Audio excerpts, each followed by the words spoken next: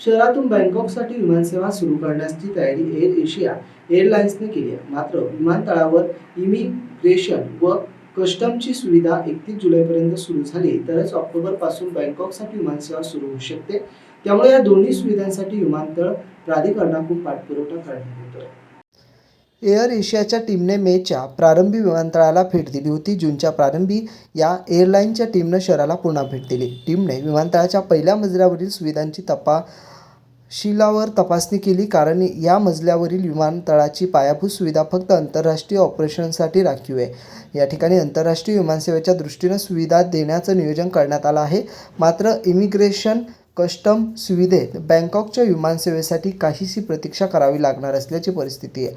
चिकलठाणा विमानतळाचे संचालक शरद येवले यांच्यासाठी या सुविधेसाठी पाठपुरावा सुरू आहे. परदेशातून येणाऱ्या नागरिकांचे पासपोर्ट आणि विविध कागदपत्रे तपासली जातात, तर कस्टम सुविधेत कस्टम्स अधिकारी परदेशी नागरिकांकडील सामानांसह विविध बाबींची तपासणी करतात. त्यासाठी आवश्यक असलेली स्कॅनिंग एक्स-रे मशीन देखील असते. Bureau report, AN news, Sambhajinagar.